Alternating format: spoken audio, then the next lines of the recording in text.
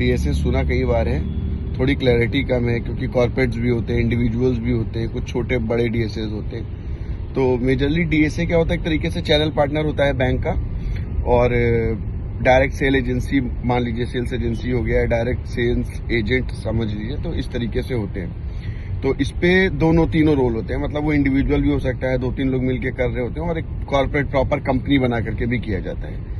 तो सपोज करिए, मैं एक एक करके एग्जांपल के तौर पे चलता हूँ। सपोज करिए कि मैं एज एन इंडिविजुअल मोहित द्विवेदी, मैंने कोड ले लिए कुछ बैंक्स के, कुछ प्राइवेट बैंक्स के लिए, कुछ एनबीएफसीज के लिए, और कुछ मैंने पीएसयूज के लिए लिए। अब इसमें क्या, मेरे पास कोई कस्टमर आ रहा है या मैं किसी कस्टमर को लीड जनरेट कर रहा हूँ कॉलिंग के थ्रू, कैसे भी करके कस्टमर मेरे पास आया। अब कस्टमर हो सकता है उसकी सैलरी 1 लाख हो सकता है उसकी सैलरी 20,000 हो सकता है उसकी सैलरी 45,000 हो, 50,000 हो, और उसके कुछ हो सकते हैं कि लोन्स वगैरह भी चल रहे हैं। तो बीइंग डीएसए मुझे ये चीज एक बार समझनी पड़ेगी कि मैं इसको किस बैंक में लगाऊं। हर बैंक की, हर एनबीएफसी की पॉलिसीज अलग अलग होती हैं। अब 20,000 सैलरी है तो वो एनबीएफसी में ही जाएगा, बैंक नहीं करेगा।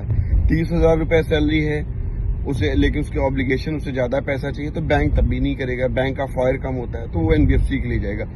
तो बीइंग सेल्स एजेंट मेरे को इस चीज की नॉलेज होनी चाहिए। तो सपोज करिए कोई 50,000 सैलरी वाला बंदा आया और उसको 5 लाख रुपए, 8 लाख रुपए चाहिए, फॉर एग्जांपल 10 लाख रुपए चाहिए, तो वो मैं एक ठीक ठाक उसको रेपुटेटेड बैंक में लगा दूंगा, जिससे उसके रेट्स भी कम होंगे, उसको सर्विस भी अच्छी मिलेगी और उसका प्रोसेस भी जल्दी हो जाएगा। तो मैंने एक फाइल लगाई, 10 लाख रुपए उसके डिसबर्समेंट हो गया पर्सनल लोन में। 3%, 2.5 या 3.5% के हिसाब से मोटा मोटा पे आउट आता है, थोड़ा बहुत फ्लक्चुएट होता है। तो 3% में समझ लूँ तो 10 लाख रुपए का मैंने लोन किया, तो उसका 3% यानी 30,000 रुपए मेरे को पे आउट आ जाएगा। तो ये हो गया इंडिविजुअल लेवल पे। सेम ऐसे 2-3 लोग मिल करके जब कुछ करते हैं, वो भी इंडिविजुअल ही, आप समझो एक जन ने कोड लिया, कुछ लोग मिल करके कर रहे थे। बट जब कॉर्पोरेट की बात करते हैं तो कॉर्पोरेट में क्या होता है कि वो एक इंडिविजुअल आदमी या एक टीम जो है वो कई शहरों में काम करना शुरू कर देती है।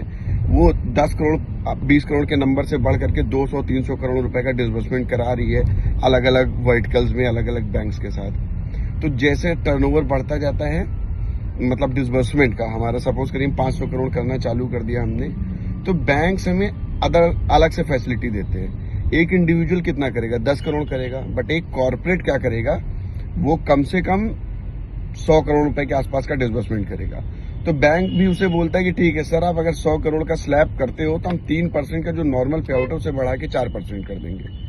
अब क्या होता है, कॉर्पोरेट जो ये इंडिविजुअल्स होते हैं इनको अपने पास जोड़ता है, उनको बोलता है भाई आप अकेले कर रहे हो, 3% पा रहे हो, आपको हम 3-20 देंगे, आप हमारे साथ करो। तो ये इंडिविजुअल्स को जोड़ता है, अपनी टीम बनाता है, और ऐसे ये अपना जो डिसबर्समेंट का टारगेट होता है, बड़ा नंबर होता है, उसे अचीव करता है मिल करके।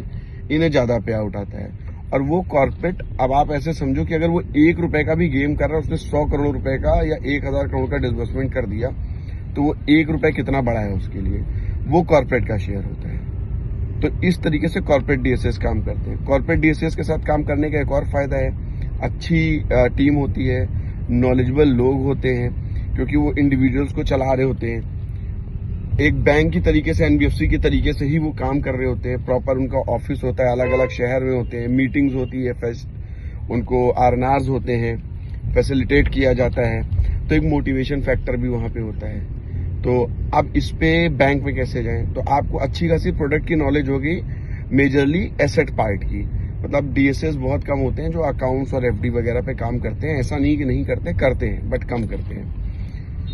तो उन्हें एक अच्छी नॉलेज हो जाती है वर्टिकल की। अब यहां से जब वो बैंक में अप्लाई करते हैं, अच्छा इंटरव्यू होता है, तो बैंक उन्हें कंसीडर करता है। बट एक चैलेंज होता है कि अगर एक इंटीग्रिटी इशू कि मैं ठीक है, मैंने नौकरी तो कर ली, मुझे कोई बड़ी फाइल मिली, सैलरी तो मुझे आनी है, और वो फाइल अगर मैं डीएसए के थ्रू लगा देता हूँ तो पे आउट भी मेरा बनेगा, और मैं सब जानता हूँ। तो ये थोड़ा सा चैलेंज हो जाता है।